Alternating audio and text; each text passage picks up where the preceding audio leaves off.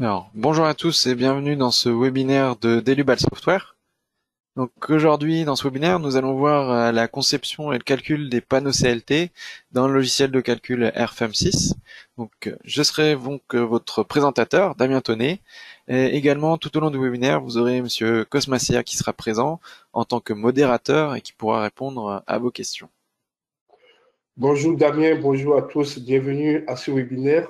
Si vous avez des questions, n'hésitez pas à les poser. Je serai là tout au long du webinaire, comme l'a précisé Damien, pour y répondre.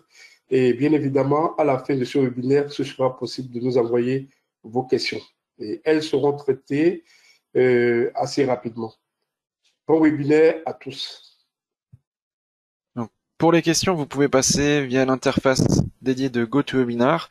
Vous pourrez ici indiquer vos questions et directement pendant le webinaire, M. Assia pourra y répondre. Si jamais vous souhaitez envoyer d'autres questions, vous pouvez les envoyer à cette adresse à info@delubal.fr pour qu'on y réponde après ce webinaire.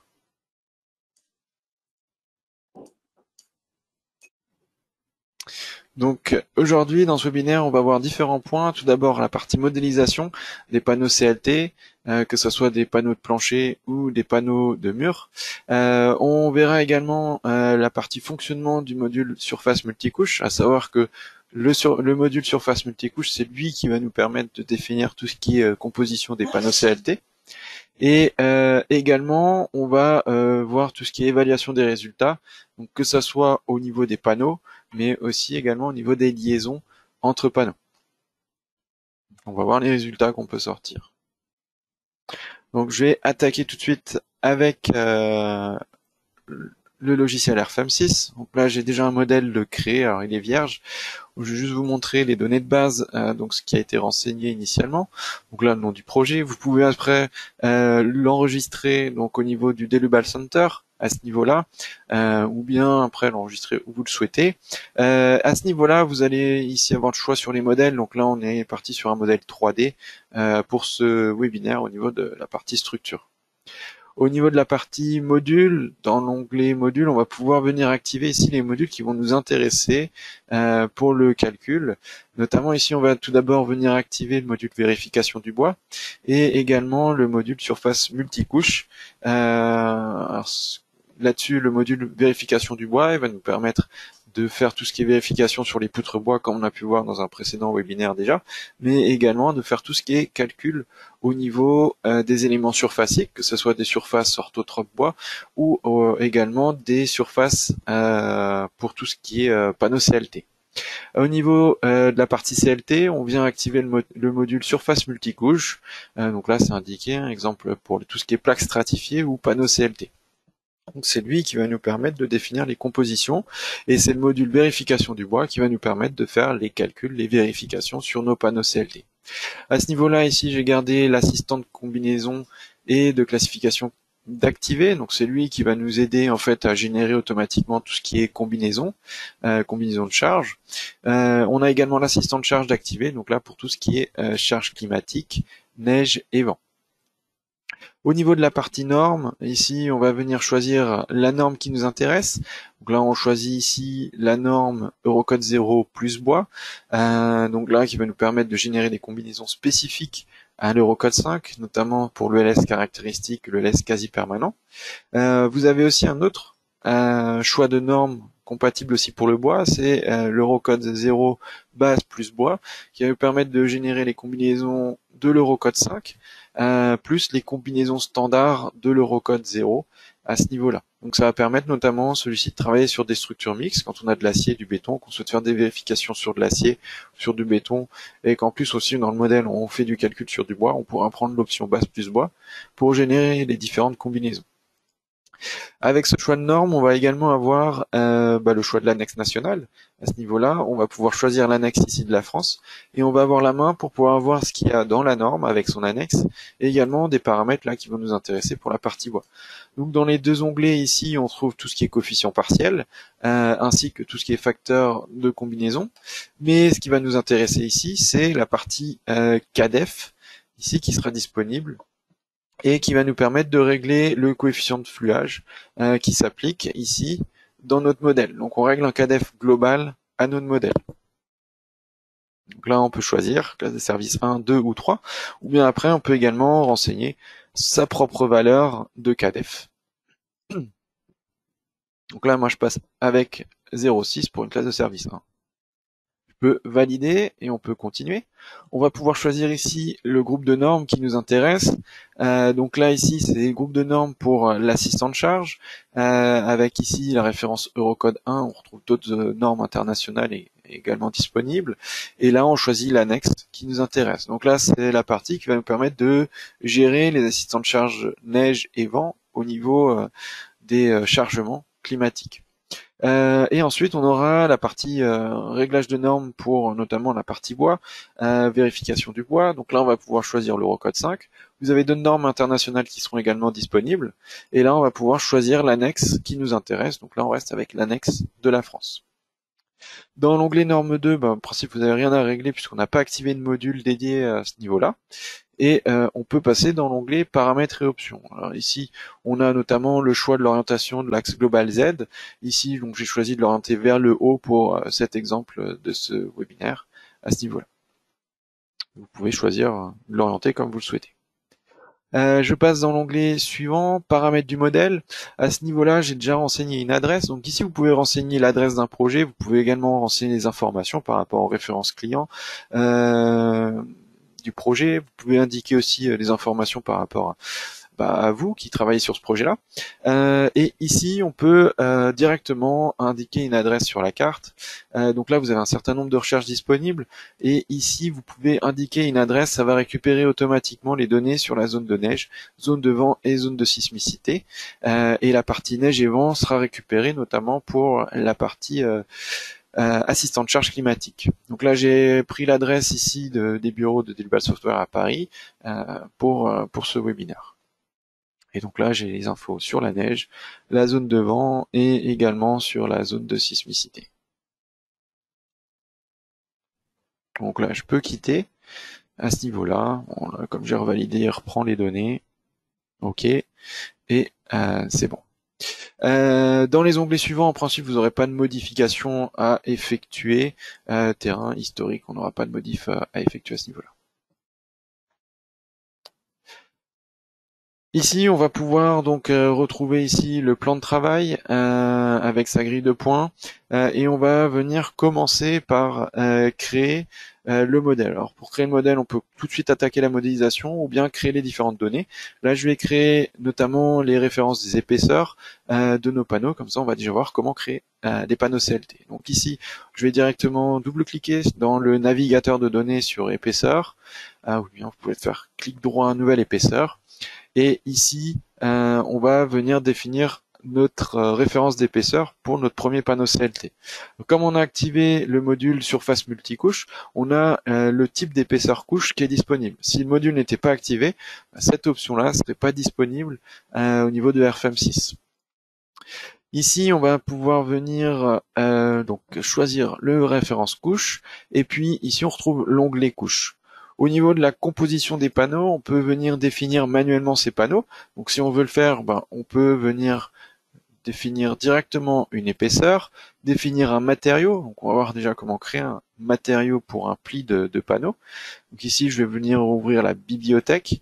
Et ici, vous retrouvez donc la bibliothèque avec les références de matériaux filtrés par région, donc là en Union européenne, par type de matériaux, donc bois. Et puis là, en sous-type de matériaux, on va retrouver la partie référence bois lamelé croisé CLT. À ce niveau-là, donc on va retrouver des références de fabricants au niveau des propriétés de matériaux qui seront disponibles. Si je prends une référence ici et que vous avez ici, vous allez dans les informations sur le matériau, on va retrouver les informations par rapport aux fabricants ici, mais également les informations sur les propriétés. Donc on aura des petites différences entre les matériaux dédiés au panneau CLT et les autres matériaux bois de la bibliothèque. Notamment ici, sur la partie CLT, on va avoir des vérifications sur des modes de rupture, notamment des modes de rupture en cisaillement. On va avoir 3 modes possibles. Et là, on retrouve les propriétés de résistance par rapport à ces modes de rupture. Donc les modes de rupture, je reviendrai dessus. On aura taux gros, taux net et taux tort qui seront à contrôler Donc là, on retrouve ces propriétés que vous n'avez pas forcément sur d'autres matériaux. On peut aussi voir dans les propriétés sur les propriétés mécaniques ici, avec les modules d'élasticité. On a un module d'élasticité perpendiculaire ici qui est à 0, ce qui veut dire par exemple pour ce fabricant, le pli on considère qu'il n'y a pas de colle sur les champs. Donc ça peut varier en fonction des fabricants, mais on a ici déjà des informations sur cette partie-là. Donc là je vais prendre par exemple une référence de Pifto bois et puis je vais prendre par exemple un C24 Douglas à ce niveau-là. Je valide. Comme on est ici sur une composition, un matériau qui va s'appliquer sur une surface, sur un pli, on va changer aussi le modèle de matériau en modèle orthotrope, linéaire élastique de surface, pour avoir les propriétés orthotropes du panneau. Donc là, on retrouve les propriétés de notre matériau qu'on a défini, mais en propriété orthotrope. Ok, voilà à ce niveau-là. Donc là, on a créé notre matériau et puis on peut valider. Pour le premier pli, je vais lui donner une épaisseur, par exemple 20 mm, et là je peux choisir l'orientation. Au niveau de RFM6, on retrouve une fonction que vous aviez sur RFM5 aussi, c'est la touche F8 qui vous permet de rappeler les cellules du dessus. Donc là, je vais faire ça pour 3 plis. Et puis, par exemple, pour le pli du milieu, je vais le tourner à 90 degrés. Donc là, on pourra gérer l'orientation des plis. Et là, on peut voir qu'on a la modélisation, la schématisation de notre panneau, avec ici le pli tourné à 90 qui est assuré. Donc ça, c'est dans le cas où on vient définir manuellement sa composition de panneau. Après, vous pouvez également sauvegarder votre composition dans une bibliothèque de modèle type que vous pouvez après rappeler si besoin. Là, pour ce webinaire, on va partir au niveau de notre modèle sur une référence de panneau sur la base d'une bibliothèque de fabricants. Donc là, vous retrouvez à ce niveau-là la bibliothèque des fabricants. Donc là, je peux ouvrir la bibliothèque et puis ici, on retrouve également plusieurs fabricants, également avec des classifications par région.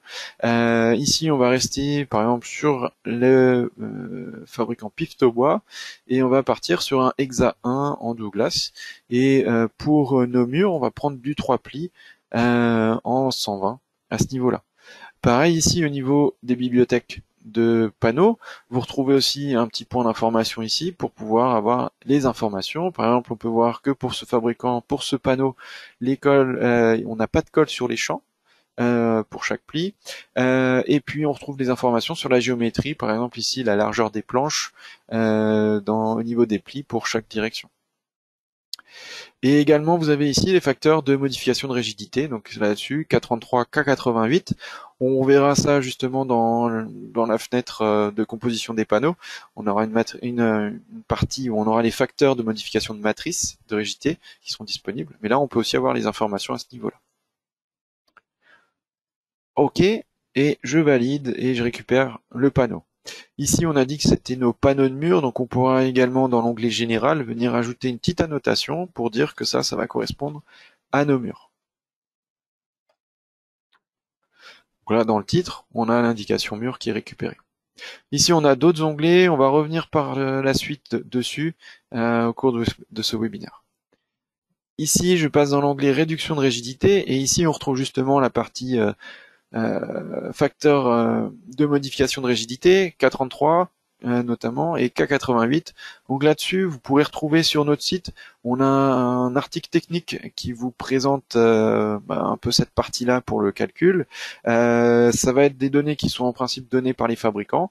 Certains fabricants n'en considèrent pas. Et là-dessus, après, vous avez aussi la main si jamais vous avez besoin de venir les éditer.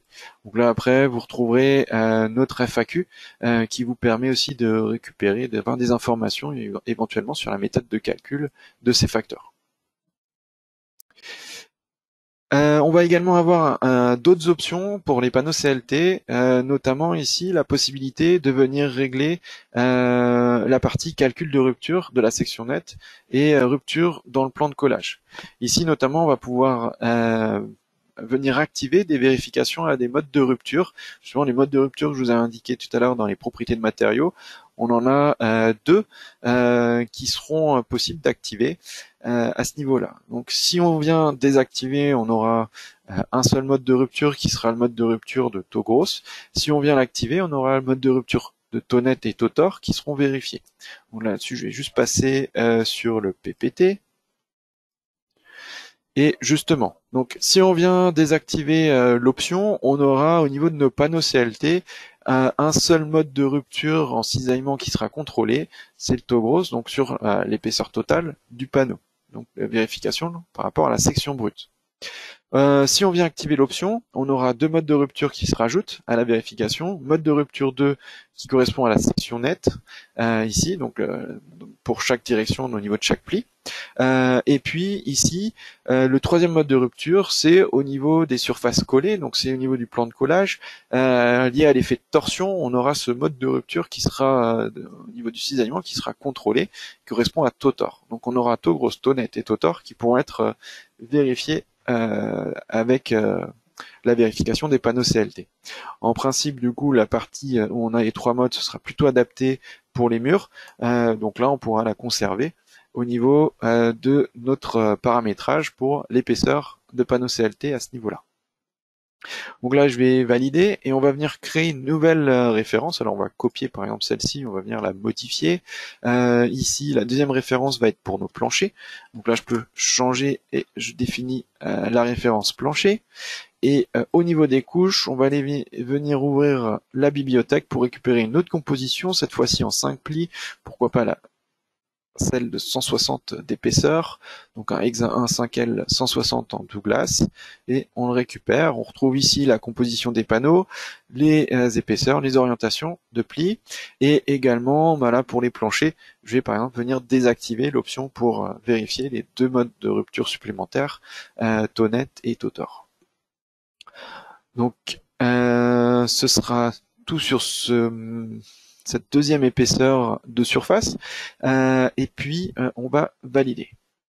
Donc là, on a nos deux références de matériaux qui sont créées, et on a également ici deux références de matériaux qui s'affichent en violet. Alors la couleur violette vous indique que vous êtes avec des propriétés qui sont verrouillées parce qu'elles sont liées à d'autres données du logiciel RFEM, donc là notamment liées aux propriétés de matériaux importées depuis la bibliothèque pour les panneaux CLT. Ici, je vais tout de suite venir modifier la référence de matériaux pour le premier matériau et on va le réajuster pour que ça corresponde à un matériau donc isotrope qu'on va redéfinir pour nos barres au niveau du modèle. Donc là, je vais aller chercher un bois lamelé collé et je vais aller chercher un GL24H pour ce matériau. Donc ça, ce sera le matériau qu'on utilisera au niveau des barres. Justement, au niveau des barres, on va en profiter pour pouvoir venir créer les sections. Donc, je vais avoir 3 sections à créer.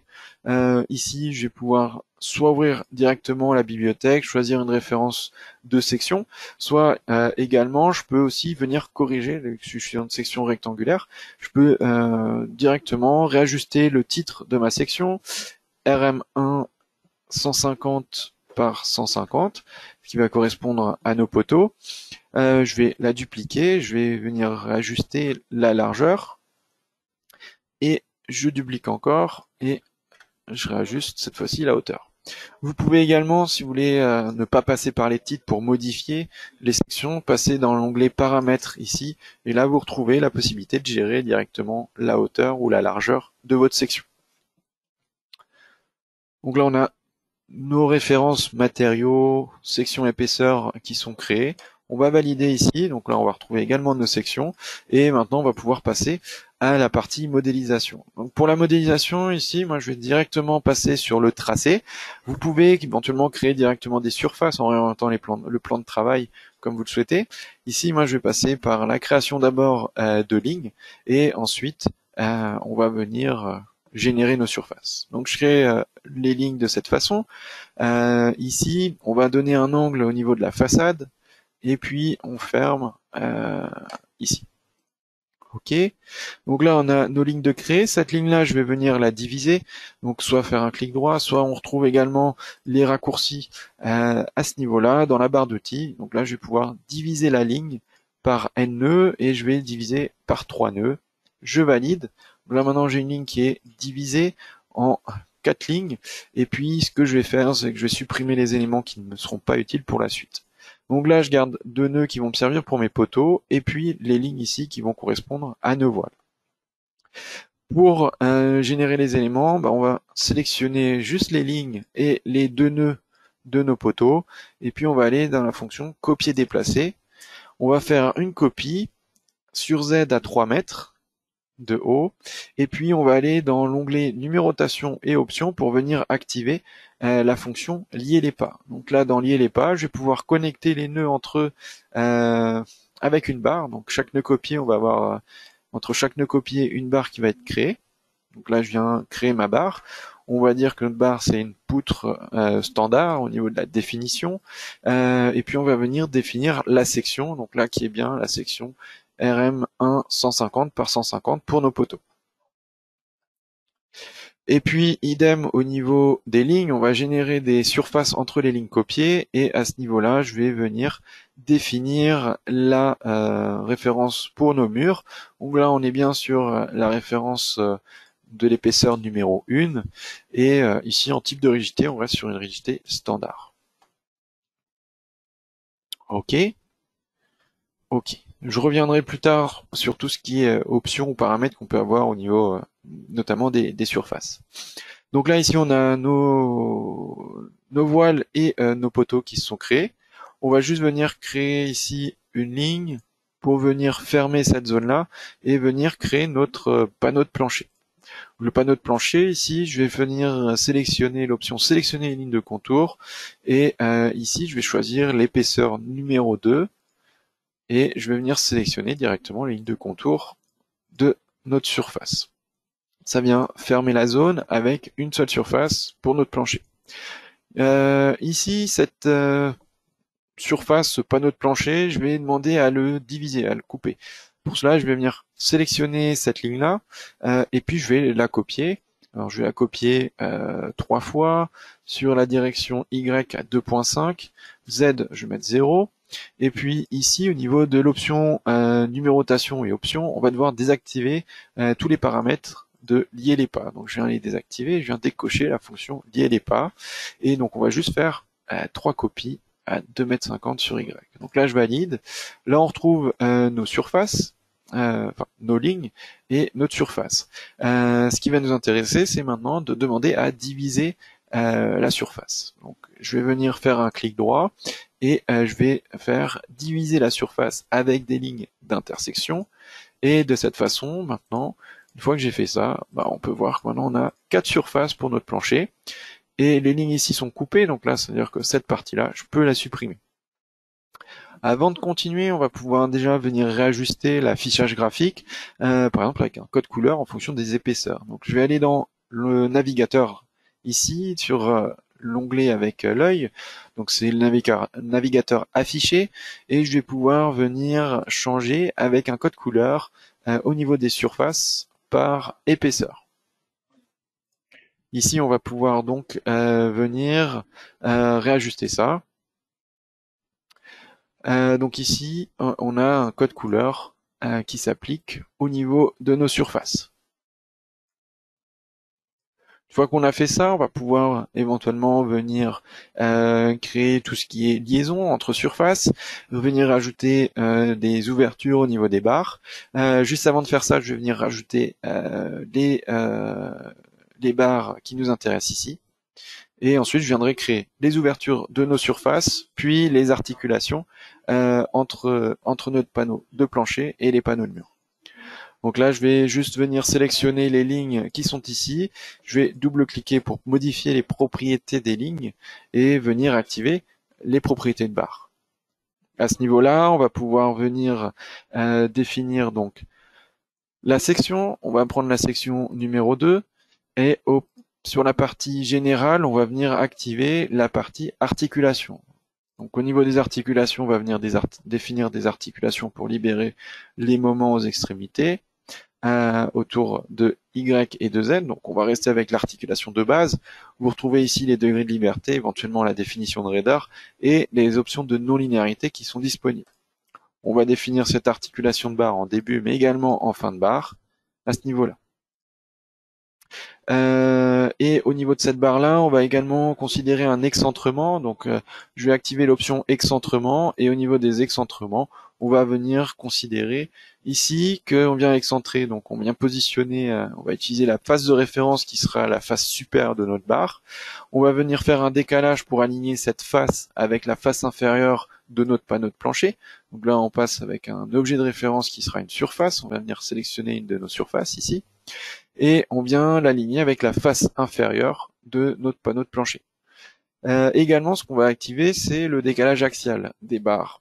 Donc là, ici, ça va nous permettre notamment, on peut le voir sur le petit schéma, ici, si on n'active pas cette option, on a les barres qui sont connectées aux axes neutres, et on a l'articulation qui se positionne à l'axe neutre, par exemple là du poteau. Là, ce que l'on va faire, c'est que l'on va demander à ce que le décalage se fasse, et donc là, l'articulation se positionne au niveau de l'extrémité de notre barre. Donc là, je vais rebasculer, je vais valider ici. On vient définir l'excentrement de barre en début, mais également en fin de barre, et ce sera tout à ce niveau-là. Donc là, je peux valider, je valide une dernière fois, et là, maintenant, on a nos barres qui sont bien créées. Ici, on a bien les articulations, et si on se met en mode filaire, on peut voir qu'on a également un excentrement axial au niveau des barres qui se fait pour pouvoir se positionner à l'extrémité de nos poteaux. Ce qu'on va également faire, c'est venir créer des diagonales ici.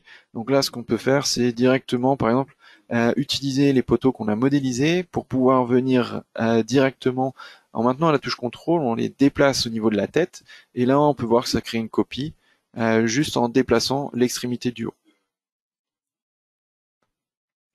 Ok, donc là, je reprends ce poteau-là, et hop, je viens faire la même chose de l'autre côté.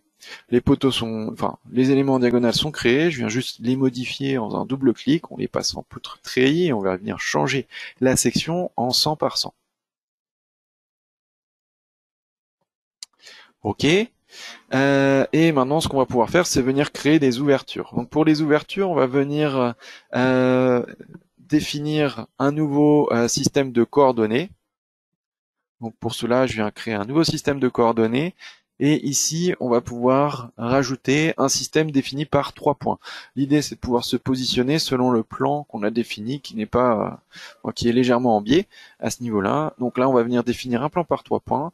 On vient sélectionner le point d'origine, puis les deux nœuds pour positionner notre plan ici, et on peut valider et activer. Donc là maintenant le plan de travail est bien repositionné à ce niveau-là et on va pouvoir directement réorienter ce plan de travail pour pouvoir créer nos ouvertures. Ici je vais venir donc utiliser la fonction ouverture rectangulaire. Donc vous avez plusieurs options de type d'ouverture. Là on va partir sur une ouverture rectangulaire et on va céder des nœuds de la grille du plan de travail pour pouvoir créer les ouvertures. Donc là je viens créer une ouverture, je peux créer une deuxième ouverture. Une fois que j'ai créé certaines ouvertures, je peux aussi venir prendre les contours d'ouverture pour les glisser et faire des copies tout en maintenant la touche contrôle. Ok. Maintenant que ça c'est fait, on va pouvoir venir créer une dernière ouverture à ce niveau-là pour ce petit mur ici.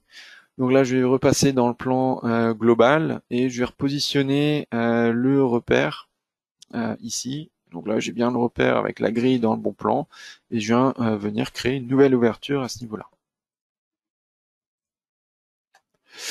Ici, je vais venir sélectionner donc les nœuds et on va faire juste une petite correction sur les ouvertures. On va venir réajuster la position selon Z ou là selon W par rapport à l'autre système de coordonnées. Je vais définir 2.3 pour corriger la hauteur de nos ouvertures.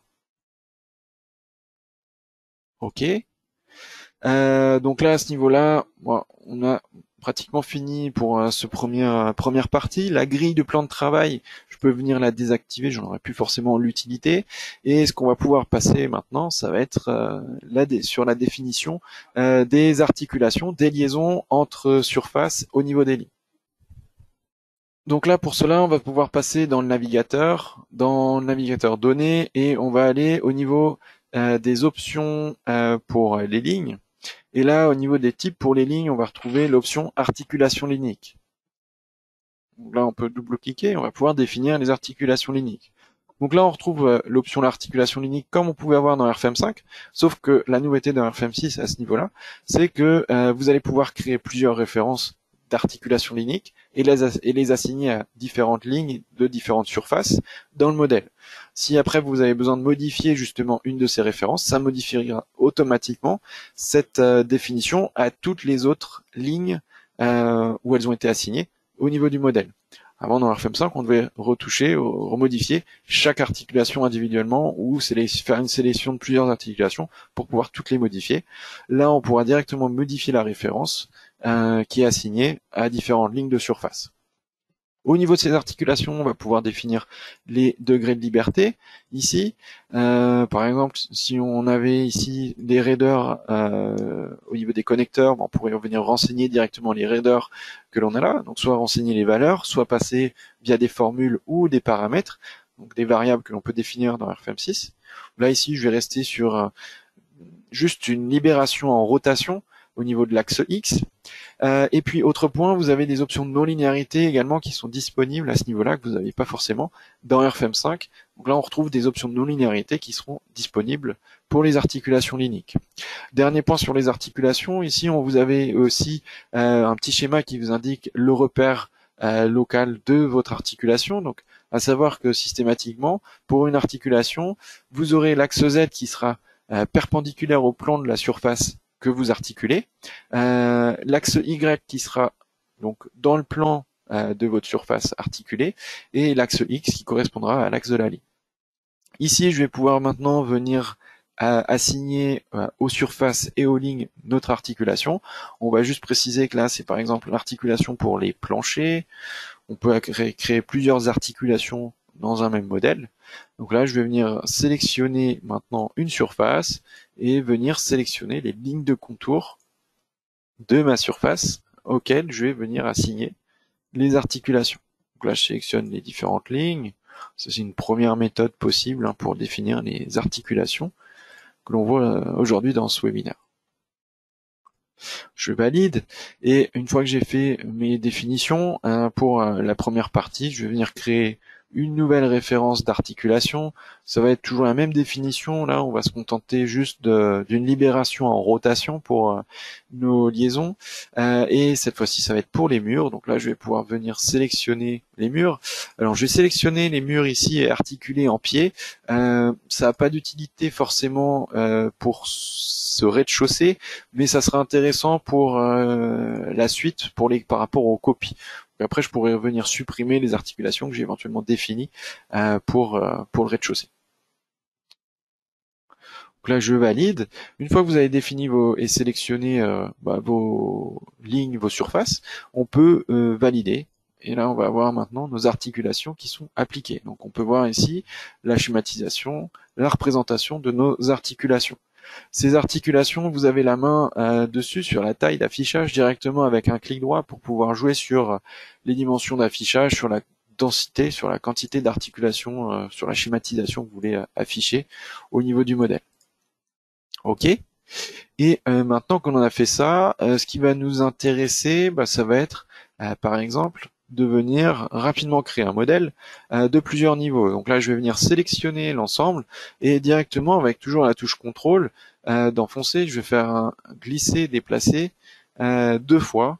Donc hop, je copie 2 fois l'ensemble. Et ici, on a rapidement un modèle qui se crée.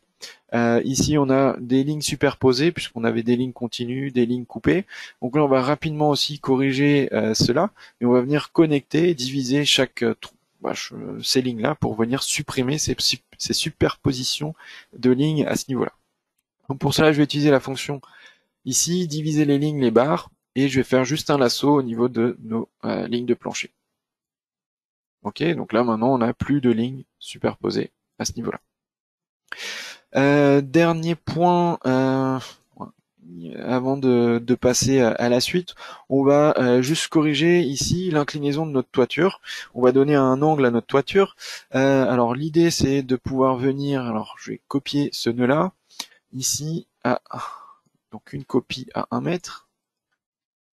Et l'idée, ça va de venir faire une inclinaison selon 3 points, donc un plan défini par 3 points. Les 3 points, ça va être celui-ci, celui-ci et celui-ci. Et ce qui va nous intéresser, c'est de pouvoir le faire assez simplement. Alors, une chose que je pourrais pas forcément faire, c'est ici venir sélectionner ces points-là et venir directement faire la translation, par exemple, comme ceci. Puisqu'en faisant ça, comme on a ici une façade avec un angle, on se retrouve avec des surfaces qui ne sont plus planes ici, donc il faudrait définir des surfaces quadrangles pour que ça puisse fonctionner. Là, on voit qu'il les a supprimées. Puis également, là, quand on a des barres, ici, ça crée un angle ici, donc c'est pas trop ce que je veux faire pour cet exemple. Je viens faire CTRL Z pour revenir en arrière, et là, ce qu'on va faire, c'est utiliser la fonction de projection. Donc là, ici, on va venir sélectionner les éléments qui nous intéressent ici, et on va faire éventuellement un clic droit, aller dans Manipulation, et faire une projection. Donc on va projeter les données dans la direction Z, et on va venir définir un nouveau plan de projection. Donc là, un plan défini par 3 points. Donc je viens sélectionner les 3 nœuds de notre paire qui nous intéressent, et on va faire valider. Ok. Donc là ici on a notre toiture, nos panneaux de toiture qui sont repositionnés. On peut voir qu'on a donc la pente de toiture, mais on a aussi un autre angle ici du fait qu'on ait sélectionné, vu qu'on a un biais au niveau du mur. Ici on a aussi une pente différente à ce niveau-là. Donc là la fonction projection, elle permet de récupérer cette pente-là et d'avoir bien des surfaces planes à ce niveau-là. Je vais venir corriger au niveau du rez-de-chaussée, on va venir supprimer les articulations qui ne sont pas utiles. On peut faire un clic droit au niveau des articulations et faire supprimer l'attribution des articulations. Et puis au niveau de notre structure, à ce niveau-là, on va venir définir des appuis linéiques. Donc là, je viens sélectionner l'ensemble des lignes du rez-de-chaussée et je viens venir définir un appui linéique. Donc là, au niveau des appuis linéiques, vous avez aussi la possibilité de définir les degrés de liberté. Ici, il y a plusieurs options. On peut bloquer les rotations, libérer des translations, définir des raideurs, définir des non-linéarités. Là, on reste pour l'exemple avec la définition standard qui est proposée de base, c'est la définition articulée. On a toutes nos rotations de libre. Et même chose au niveau des poteaux, des pieds de poteau, on va venir sélectionner nos 2 nœuds ici, et puis on va pouvoir venir définir un appui nodal. Cet appui nodal, même principe, on retrouve déjà des définitions proposées, préenregistrées pour les appuis nodaux. Là, on va partir sur la définition articulée, mais vous pouvez également définir vous-même les degrés de liberté de vos appuis, et éventuellement définir des raideurs au niveau des appuis, ou des non-linéarités. Ok. Et juste avant de finir, il nous reste juste une petite correction. On va venir ajouter des articulations au pied de nos poteaux. Donc je sélectionne les 4 poteaux, je fais un double clic et on va venir articuler la base de nos poteaux avec une articulation simple ici, à ce niveau-là. Ok.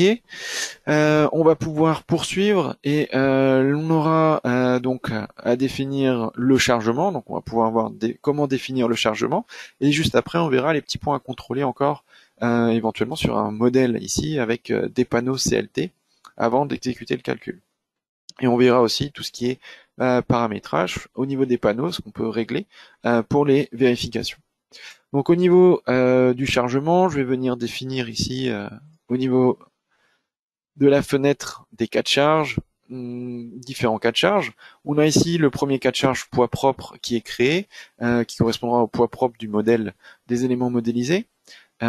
Ici, je vais venir rajouter un nouveau cas de charge qui sera par exemple une charge d'exploitation, de bureau ou d'habitation. Là, je pars sur une CC2 pour avec ici une charge imposée de bureau. Vous pouvez également donner un titre au projet, au cas de charge, pardon, à ce niveau-là. On pourrait éventuellement rajouter d'autres cas de charge et ici je fais exprès de ne pas générer les cas de charge neige-vent, puisqu'on verra comment c'est géré après avec l'assistant de charge climatique. Donc là je passe dans l'onglet Actions et ici au niveau d'Action, on va retrouver la synthèse des différentes actions qui sont présentes ou qui ont été créées au niveau des cas de charge. Dans l'onglet situation de projet, on va retrouver ici les situations de projet générées automatiquement en lien avec le choix de la norme.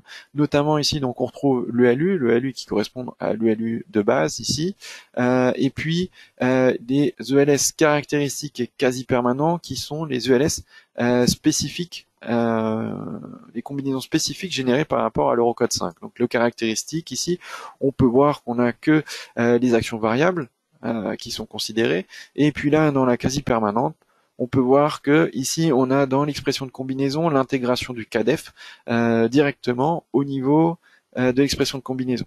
Donc là, ça veut dire que le CADEF qu'on a réglé initialement, 0,6, il sera intégré à la combinaison de charges à ce niveau-là. Nos situations de projet, on va toutes les sélectionner et les passer ici en analyse géométriquement linéaire pour ce projet.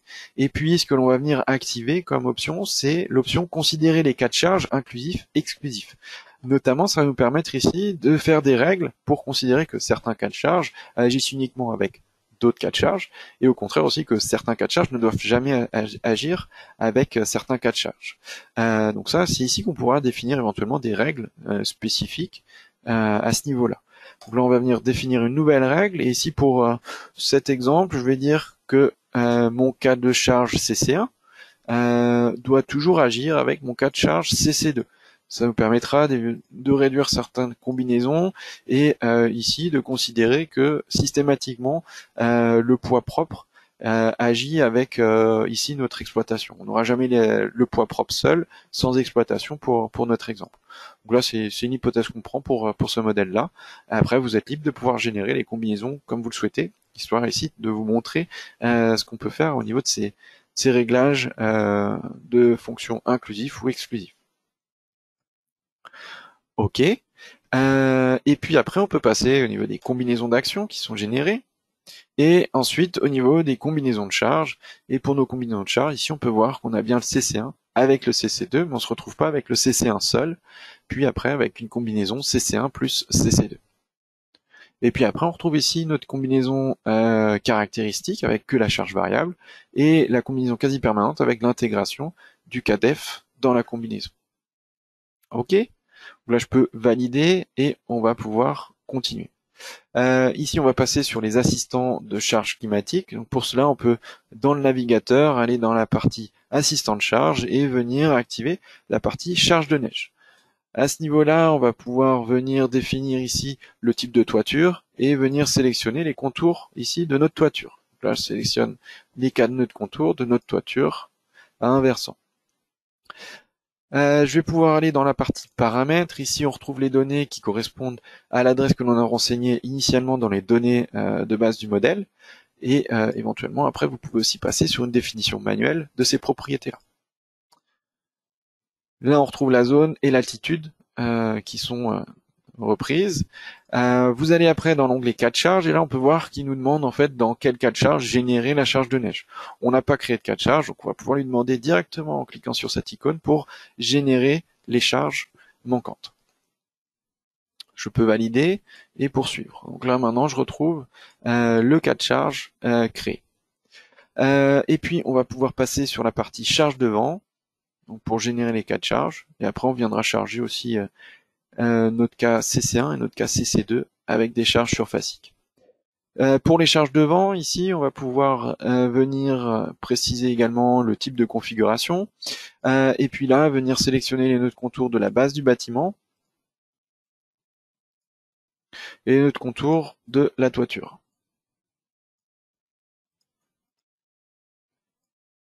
Ok. Ici, pour ce projet, je vais prendre l'hypothèse que je considère que 2 cas de vent pour réduire le nombre de cas de charge à calculer. Et donc là, je vais prendre ici uniquement le voile 2, voile 3, donc les directions, ces 2 directions de vent au niveau du modèle. Également, pour le projet, je vais considérer que, par exemple, je prends l'hypothèse que ce bâtiment, de ce côté-là, par rapport au mur fermé, où on n'a pas d'ouverture, on va avoir un autre bâtiment juste à côté. Et puis, du côté où on a la structure poteau-poutre ici, on va également avoir un bâtiment juste à proximité, collé. Donc, on va venir négliger également l'application des charges de vent sur ces deux voiles. Au niveau des paramètres, ici on retrouve les données par rapport à l'adresse indiquée. On va juste avoir à modifier la catégorie de terrain qu'on passe en 3B.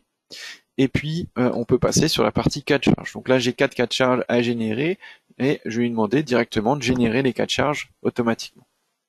Je peux valider et on va pouvoir passer rapidement sur les cas de charge générés ici. Donc là, ici, hop, on a nos cas de charge générés sur les surfaces. Et si on regarde éventuellement en faisant la décomposition, on peut voir qu'on a également les contours d'ouverture qui sont chargés à ce niveau-là avec les générateurs de charge climatique pour le vent.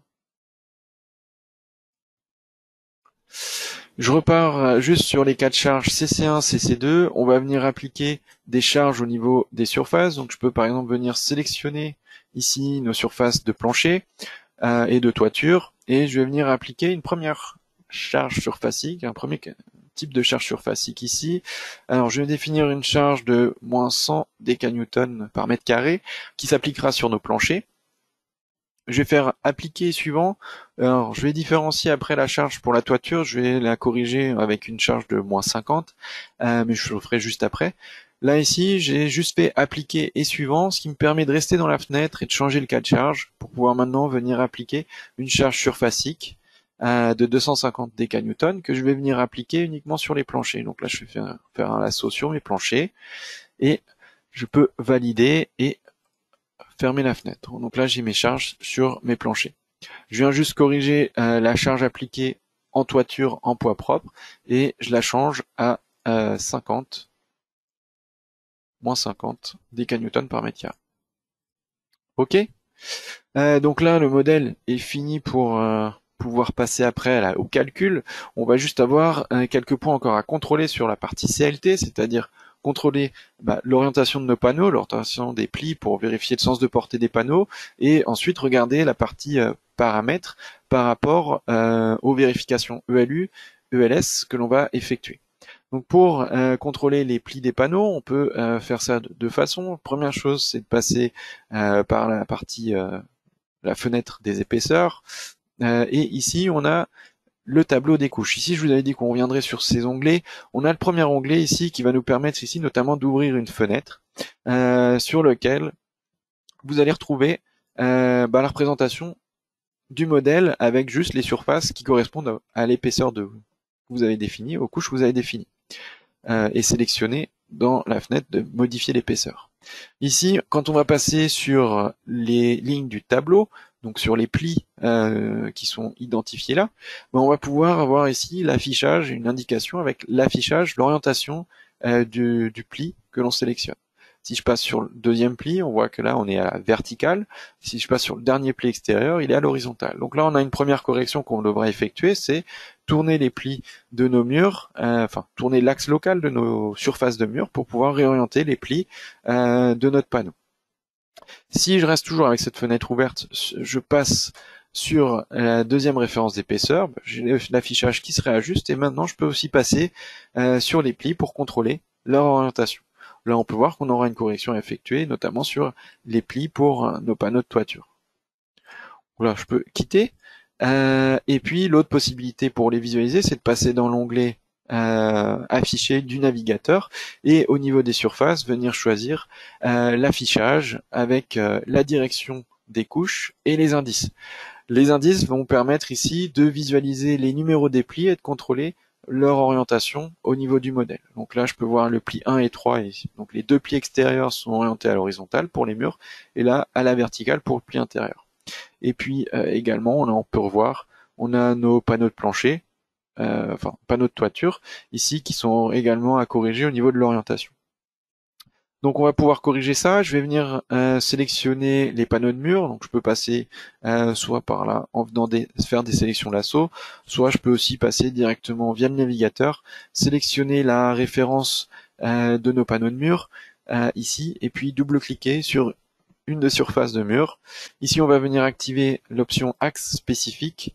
Et ici, on va venir préciser qu'on oriente l'axe X de nos surfaces, qui correspond en fait à l'orientation 0 de nos plis, donc qui était là à l'horizontale. On va venir définir l'axe X parallèle à une ligne du modèle, notamment par exemple à cette ligne de mur, pour pouvoir les réorienter à la verticale. OK. Et même chose pour notre panneau, nos 4 panneaux de toiture. Ici, je viens les sélectionner et je viens corriger cette orientation. Donc là, axe spécifique et ici également axe parallèle à une ligne. Et là, je vais prendre parallèle à cette ligne-là, par exemple. OK. OK. Donc là, au niveau de tout ce qui est sens de portée, on a pu voir comment les définir. On n'a plus besoin de l'orientation des plis. Je vais pouvoir venir masquer cette option-là d'affichage. Et ce qu'on va pouvoir voir maintenant, c'est comment paramétrer les propriétés de vérification ELU, ELS ou vérification au feu des panneaux. Donc pour cela, on va pouvoir directement venir paramétrer tous les panneaux en sélectionnant une composition, ici, une référence d'épaisseur. Je viens double-cliquer sur une des surfaces. Et puis ici, on peut voir qu'on a la partie vérification du bois avec les propriétés de calcul qui sont activées. Donc là, ça va être lié à la partie vérification et au module vérification du bois. Si on désactive cette option-là, on peut voir qu'on a 3 onglets ici qui disparaissent. Si je les réactive, on a les 3 onglets qui sont disponibles. Donc là, ces onglets-là vont servir notamment pour la partie vérification. On va avoir un premier onglet configuration de calcul dans lequel on pourra régler les configurations pour le LU, pour le LS et pour la résistance au feu. On va commencer par la partie ELU, on va pouvoir venir voir ce qu'il y a dans ces paramètres. On retrouve les premiers onglets qui correspondent aux paramètres pour les barres, comme on a pu voir dans un précédent webinaire. Et là, on retrouve un onglet dédié aux surfaces. Alors, en principe, pour les panneaux CLT, pour les surfaces en bois, là, vous aurez en principe pas forcément besoin de venir faire des modifications, excepté si éventuellement vous souhaitez considérer l'effet K-système, l'effet système avec le K-système. Et puis après, on retrouve le dernier onglet standard paramètres, qui sont plutôt des paramètres liés aux barres. Voilà pour la partie configuration ELU. Pour la configuration ELS, ici, on va retrouver les informations sur les critères de flèche. Donc pour les barres, mais également pour les surfaces, savoir si vous avez des surfaces sur appui aux extrémités, si vous êtes sur une surface avec un porte-à-faux. Ici, vous aurez les critères de flèches qui seront disponibles. Et également pour la partie vibratoire, vous avez ici un critère de flèche directement par une valeur de flèche à contrôler. Donc là, pareil, sur les critères de flèches en vibratoire, vous avez aussi des articles techniques qui sont disponibles sur notre site. Vous pourrez également les consulter. Et puis, dernière partie pour cet onglet, ce sera la partie configuration pour la résistance au feu. Donc là, une nouveauté dans RFM6, ce sera la possibilité de venir paramétrer au feu, donc là pour les barres, mais surtout pour les surfaces. Donc, dans RFM5, c'était une fonction qui n'existait pas du tout. Dans RFM6, on a déjà commencé à l'intégrer, c'est-à-dire que vous avez la possibilité maintenant de venir paramétrer la durée de résistance au feu de votre surface et également de considérer éventuellement des éléments de protection au feu au niveau des surfaces. Donc là, les propriétés de paramétrage sont disponibles. La justification, elle, ne s'effectue pas encore, mais ce sera disponible dans une prochaine version, dans une prochaine mise à jour. Donc là, ici, ce que je vais juste faire, c'est venir désactiver au niveau des surfaces pour nos murs la partie ELS, on va pas forcément vérifier de flèche dessus, et également la partie feu, on va pas également l'utiliser.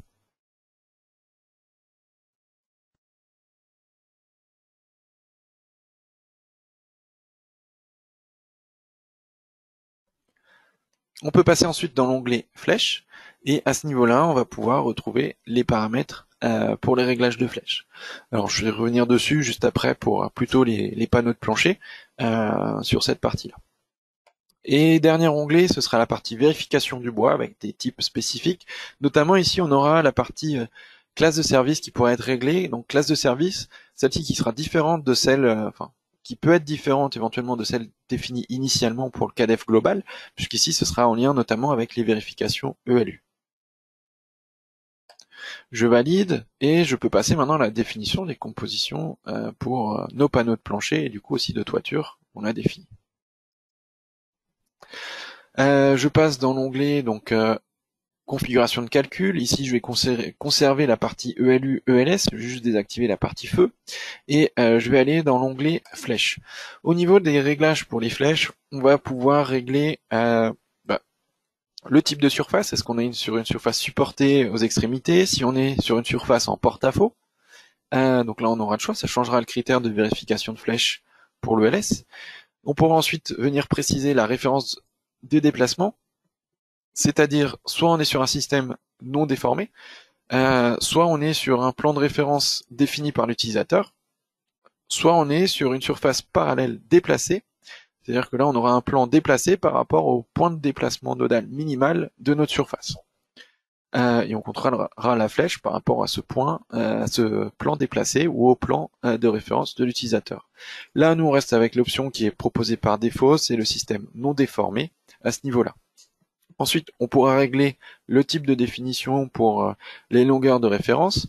Ici, on a soit la définition manuelle de la longueur de référence, vous pourrez ensuite la modifier et l'ajuster, soit ici, on peut lui demander de prendre la longueur de la ligne minimale ou de la ligne maximale de contour. Donc là ici on pourra choisir entre la longueur min ou max parmi les lignes de contour. Donc là je vais choisir la longueur de la ligne de contour maximale pour nos surfaces. Et puis pour la vérification du bois, on reste en classe de service 1 à ce niveau-là.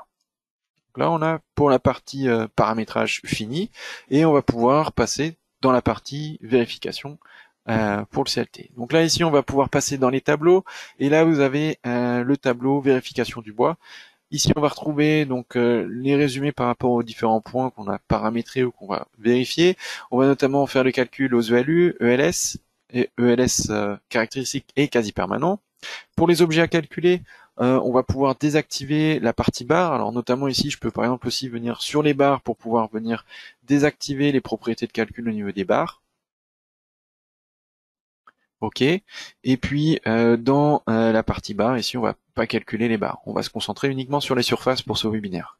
Au niveau des matériaux, ici on retrouve les matériaux, les références d'épaisseur, les configurations ELU, ELS et feu. Donc si on veut, on peut revenir ici pour les modifier. Et puis après, on retrouve la synthèse de nos surfaces avec les différents réglages qui ont pu être assignés. Là, ce qu'on va pouvoir ensuite faire, c'est exécuter le calcul au niveau du modèle. Donc là, il nous demande si on souhaite lancer le calcul. Comme on n'a pas calculé non plus les combinaisons, il va nous générer ici les combinaisons et nous effectuer le calcul sur l'ensemble des combinaisons ELU, ELS et quasi permanentes. Donc là, on a les jauges de chargement, donc on peut voir qu'on a plusieurs combinaisons qui sont exécutées en même temps. Donc là, là-dessus, RFM6 utilise les différents cœurs de votre processeur pour diffuser la charge de calcul dessus et accélérer la vitesse de calcul de vos modèles. Là, ici, on a les combinaisons de calculer. Et là, maintenant, on passe sur la partie vérification pour la partie bois sur les surfaces. On va avoir des calculs de contraintes, des vérifications. Ensuite, au niveau des surfaces. Donc là, je vais basculer sur le PPT pour vous expliquer ce qui se passe quand on utilise le module surface multicouche et la partie vérification bois. Donc, quand on utilise le module, on vient définir des compositions de panneaux. On a chaque pli qui sont définis. Chaque pli va avoir une matrice de rigidité. Et ensuite, le module surface multicouche va calculer la matrice de rigidité globale de votre panneau. Cette matrice de rigidité, elle sera réinjectée aux surfaces de votre modèle pour considérer la rigidité des panneaux dans le modèle global. Cette rigidité de panneaux dans le modèle global va nous permettre, lors du calcul, de calculer tout ce qui est déformation, ensuite d'en déduire tout ce qui est effort interne au niveau du calcul élément fini. Et une fois que cela est effectué, pour la partie vérification, vous allez avoir tous ces résultats éléments finis qui vont servir pour pouvoir recalculer la distribution des contraintes dans chaque pli et puis après effectuer tout ce qui est vérification des contraintes au niveau des plis du panneau.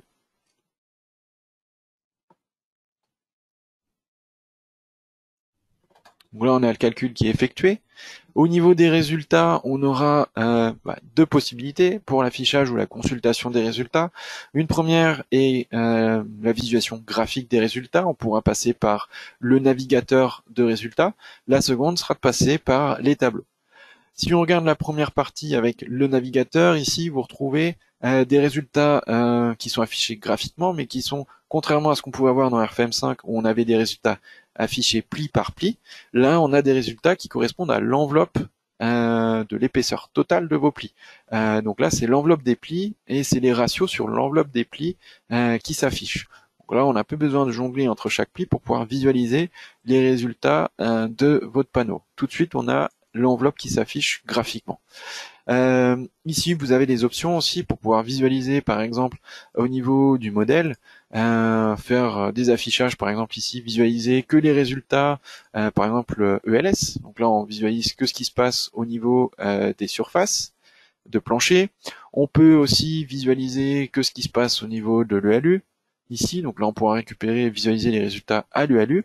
Vous avez aussi, alors je vais changer l'affichage au niveau du panneau de contrôle ici, avec la courbe des ratios ici, de résultats qui vous permettent de visualiser aussi les codes couleurs, à quoi ils correspondent. Donc dès que vous dépasserez un taux de 100%, vous serez en rouge au niveau de l'affichage graphique dans le modèle. Ok. Et puis l'autre possibilité, c'est si jamais vous souhaitez visualiser plus précisément certains types de résultats de vérification, vous pouvez aussi cocher juste les vérifications qui vous intéressent. Ok. Et également, vous avez toujours la possibilité d'afficher des résultats par pli selon ce que vous souhaitez.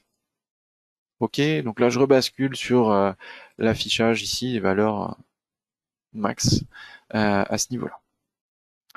L'autre possibilité d'affichage des résultats, de consultation des résultats, c'est de passer par le tableau. Donc ici, vous avez un tableau avec plusieurs onglets. Vous avez l'affichage des résultats par ratio de vérification, par situation de projet. Donc là, ELU, ELS. Donc on a une synthèse tout de suite sur les ratios max pour chaque situation de projet avec les vérifications associées. Vous avez ensuite les ratios de vérification par chargement, donc là par combinaison, par matériaux, par épaisseur, par surface, par position. Donc vous avez différents types de tableaux avec du coup plus ou moins de détails de calcul en fonction de ce que vous affichez. Ici, on va par exemple passer au niveau des épaisseurs et on va pouvoir regarder parmi nos deux références ici, notamment donc on avait nos panneaux de mur. Ici, on peut voir que notamment on a les vérifications sur les modes de rupture 2 et 3 pour le cisaillement qui sont contrôlés sur les modes de rupture au cisaillement. Et si on regarde pour notre panneau de plancher, je vous disais qu'on avait désactivé l'option.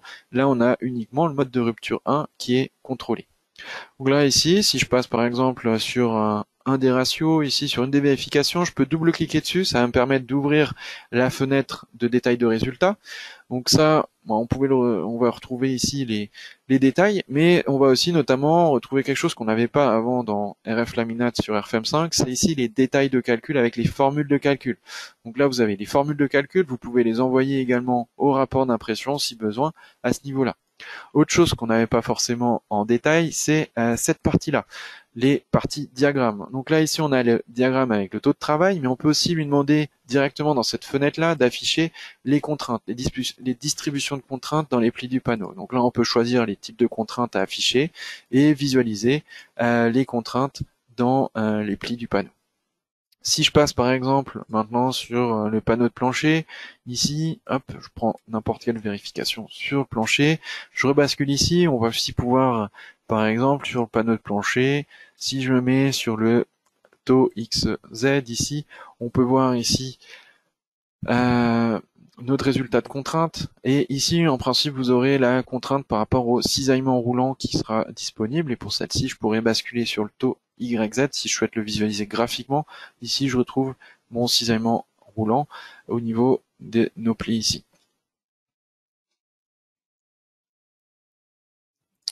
Donc voilà au niveau de ce qu'on pouvait voir pour les résultats à ce niveau-là. Et dernier point, oui, ici vous pouvez également ces graphes les envoyer au rapport. Donc là vous avez l'imprimante avec l'option d'envoyer ça au niveau du rapport d'impression si besoin.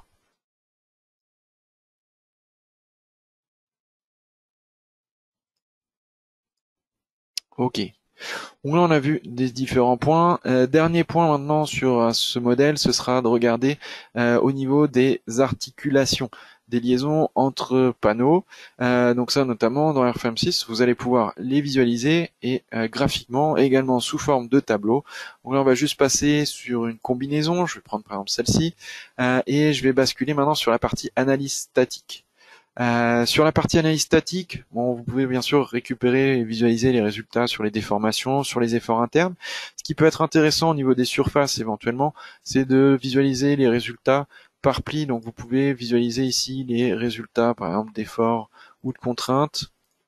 Hop, on peut visualiser les contraintes et regarder ça par pli à ce niveau-là si besoin. Là, ce qui nous intéresse ici, c'est de regarder les résultats au niveau de nos liaisons.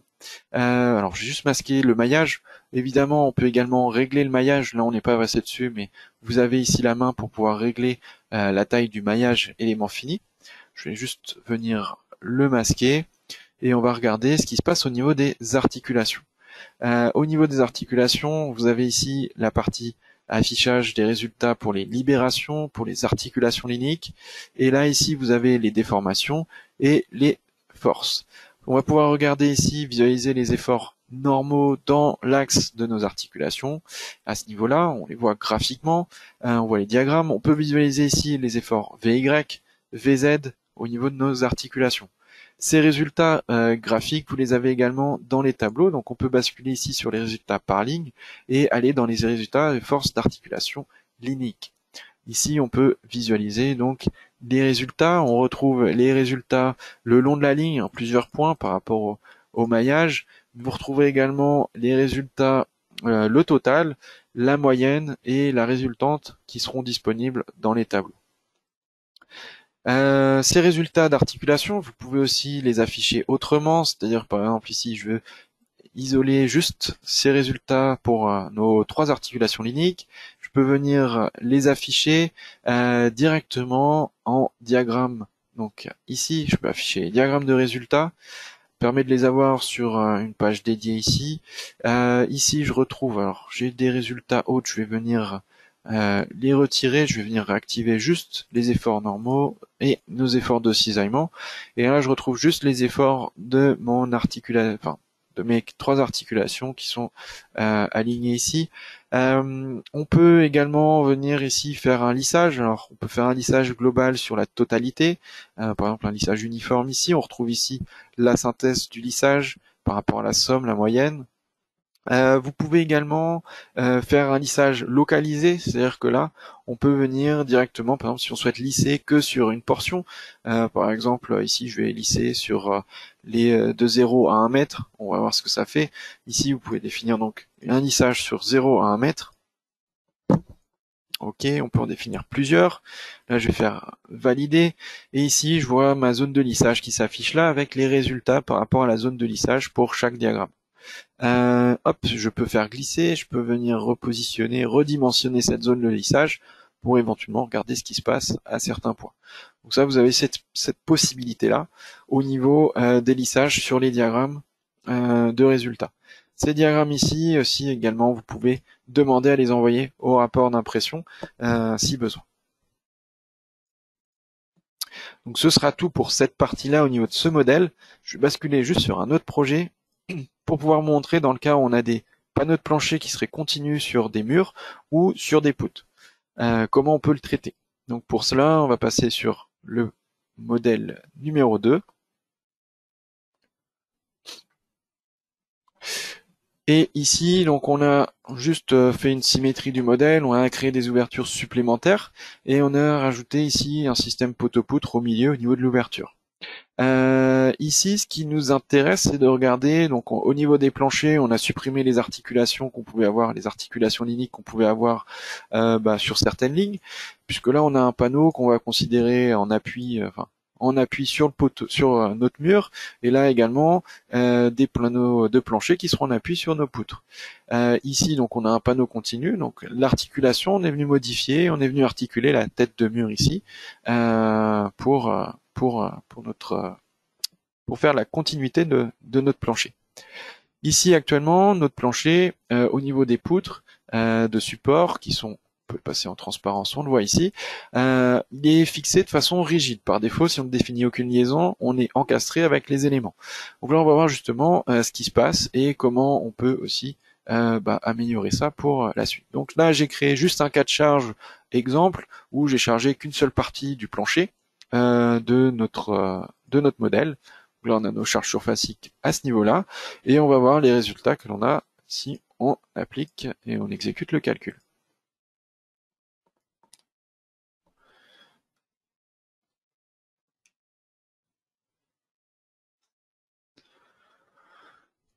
Donc là, le cas de charge va être exécuté au calcul. Et ici, si on regarde, on peut voir qu'on a la déformation du plancher. Ici, ici on a un effet de soulèvement vu qu'on a une charge concentrée juste sur une partie du plancher à ce niveau-là. Mais ce qui nous intéresse ici, c'est de regarder ce qui se passe au niveau de la liaison plancher et poutre. Comme notre poutre est encastrée au plancher, au panneau de plancher, on peut voir qu'on a un effet de torsion, et comme la poutre est connectée au poteau, on peut voir que cet effet de torsion génère une flexion au niveau de notre poteau. Donc ça, c'est quelque chose qu'on ne peut peut-être pas forcément. Donc on va pouvoir voir comment gérer cette partie-là et définir une liaison entre notre panneau de plancher continu qui est décomposé en deux surfaces ici, et puis ici notre poutre à ce niveau-là. Donc pour cela, je vais juste rebasculer sur le masquage des résultats et sur un affichage par transparence. Je vais également masquer les charges parce que j'en ai plus l'utilité à ce niveau-là. Donc ici, ce qu'on va pouvoir faire, c'est venir définir une libération. Les libérations, on va les retrouver dans le navigateur, et ici, vous avez les objets spéciaux avec les libérations linéiques. Là, j'ai déjà une référence de libération linéique qui est déjà présente. Cette libération, on va pouvoir définir les degrés de liberté, c'est-à-dire que là, on va venir libérer une ligne, donc on aura une ligne générée, on aura la ligne d'origine, qui sera donc la ligne d'origine, celle de la barre, la ligne générée sera celle de nos panneaux de plancher, et entre ces deux lignes-là, on aura la libération linéique ici, qui sera définie. Donc on aura des degrés de liberté, éventuellement des raideurs ou des non-linéarités qui peuvent être définies. Donc là ici, ce qu'on a fait, c'est qu'on garde juste une libération en rotation. Éventuellement, si on a calculé la raideur de liaison par rapport à nos connecteurs entre le plancher et les poutres, on pourra venir également définir des raideurs à ce niveau-là. Là, on garde juste une libération en rotation, et on va venir assigner cette libération linéique à nos lignes. On va se concentrer juste sur ce plancher-là, comme ça on pourra comparer avec les résultats du dessus. Donc nos deux lignes, et ici je vais venir sélectionner nos surfaces. Donc là je viens sélectionner directement les surfaces de plancher, hop, à ce niveau-là, et je valide. Ok. Et puis maintenant, je peux valider. Il peut éventuellement me proposer des corrections. Là, je vais choisir l'action 1 pour pouvoir créer des nœuds générés, donc 140 et 148 ici. Donc il m'informe que les résultats vont être supprimés. Et là, je peux exécuter rapidement le calcul à ce niveau-là.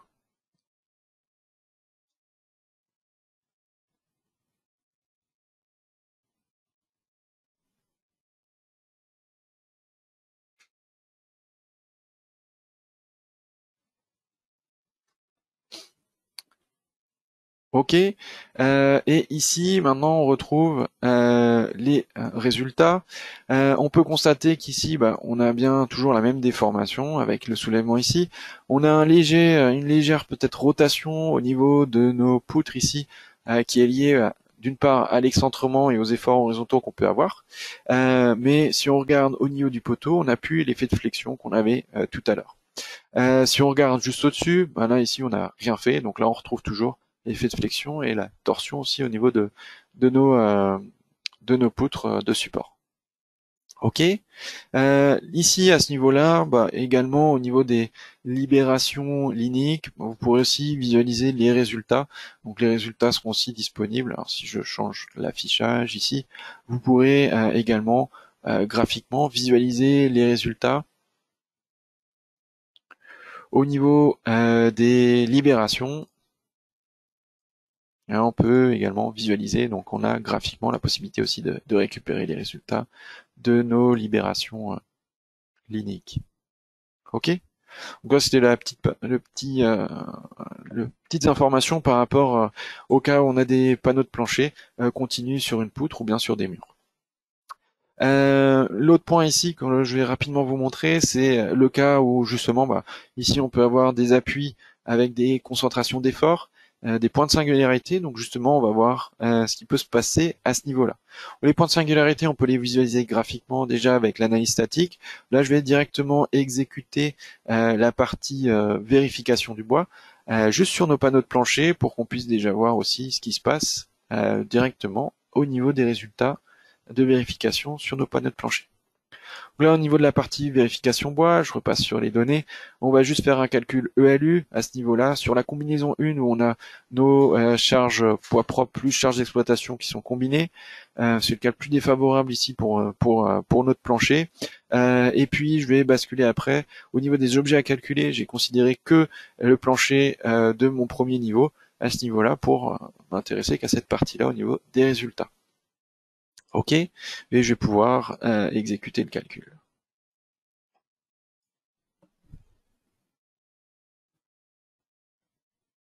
Donc là, on va avoir la combinaison 1 et les vérifications bois qui vont être effectuées sur ces panneaux de plancher. On calcule des contraintes, les vérifications et après le traitement des résultats. Au niveau de cette partie-là, alors au passage, si je réaffiche peut-être le maillage, vous pouvez voir là ici, il y a une sphère qui correspond en fait à une zone de raffinement de maillage. Donc j'ai préalablement défini une zone de raffinement de maillage pour pouvoir venir densifier le maillage à ce niveau-là au niveau du modèle. Donc là ici, on peut visualiser le maillage et là on peut voir qu'on a densifié le maillage autour de notre sphère ici de raffinement de maillage au nœud. OK. Et ce qui va nous intéresser, c'est de basculer en filaire ou en transparent ici. Et là, on peut voir que tout de suite, au niveau de la partie vérification, au niveau des vérifications, on a un ratio qui est dépassé. On est à 133, 138% de taux de travail pour certaines vérifications. Si on regarde, il nous indique aussi, tout à l'heure je ne vous l'ai pas montré, mais quand vous sélectionnez un point dans le tableau, ça vous indique par une flèche rouge où est-ce qu'on se trouve. Et notamment, là on se retrouve au nœud, c'est au point où notamment on a la connexion des barres sur les poteaux, et aussi on a le poteau du dessus qui vient à ce niveau-là. Donc ici on a une concentration d'effort, un point de singularité.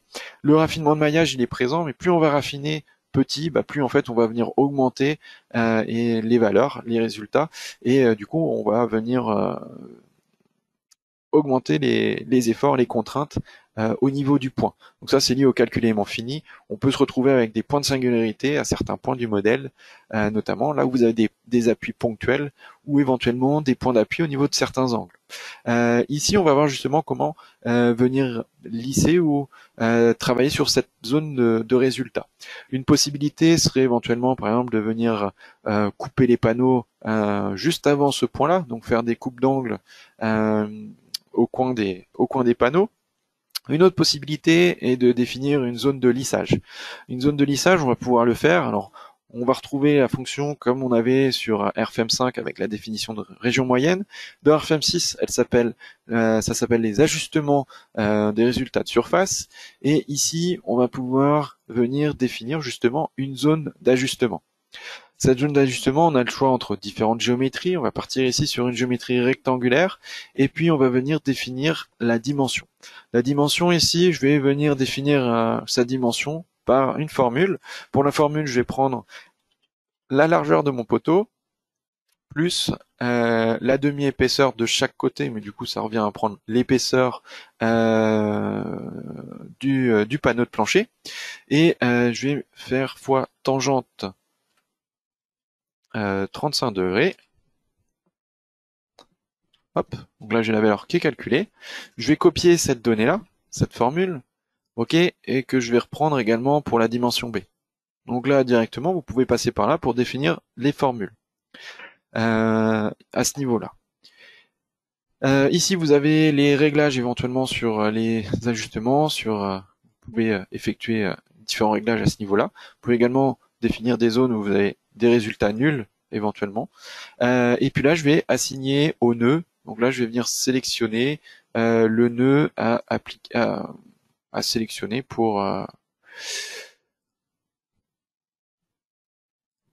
la zone de lissage. Alors, je vais juste masquer les résultats et ici venir sélectionner les surfaces, en premier ici, et le nœud d'application, il est ici.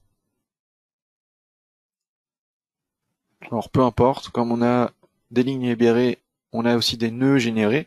Bon, du coup, je vais prendre un des nœuds, ce sera bon. Ça m'indique que du coup, les résultats vont devoir être supprimés, ce qui est normal, à ce niveau-là pour la partie vérification bois. Les résultats, eux, sont directement lissés. Si on regarde la partie analyse statique, vous avez déjà les résultats qui sont toujours maintenus et qui sont directement lissés à ce niveau-là.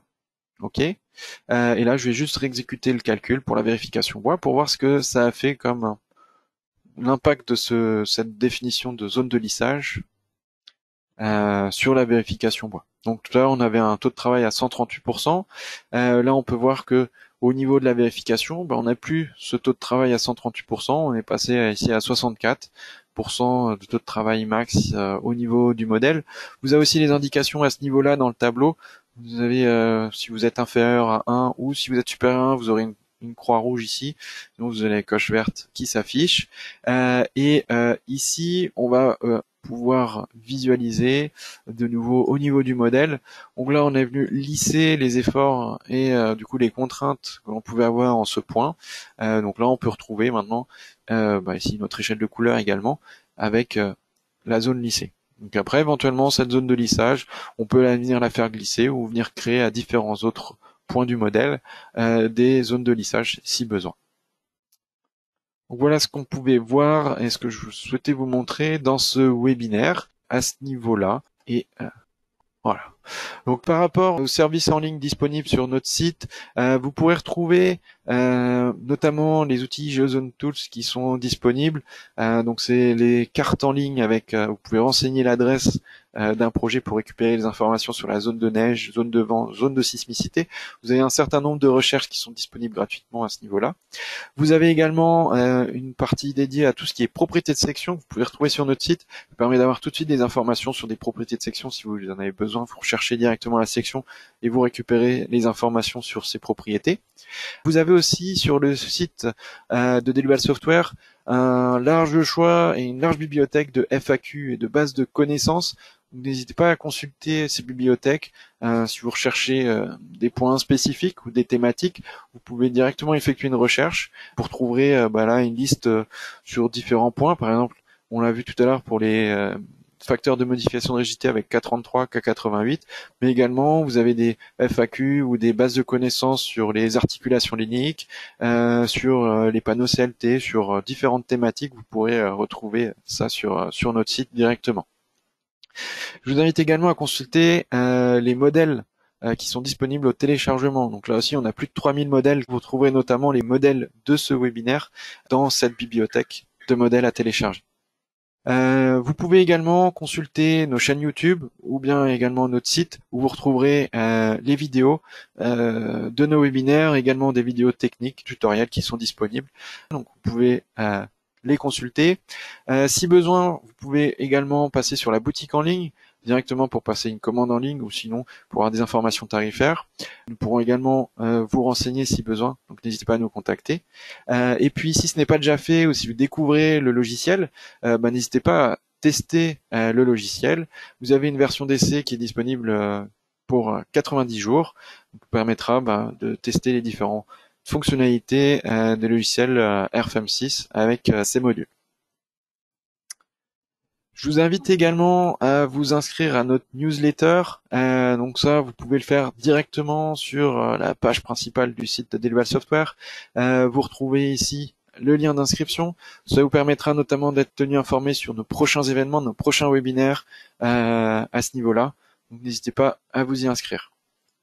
Si vous avez besoin d'informations complémentaires, n'hésitez pas à nous contacter au 01 78 42 91 61 ou directement par mail à info@delubal.fr et on pourra répondre à toutes vos questions. Donc je vous remercie pour votre participation et je vous dis à bientôt.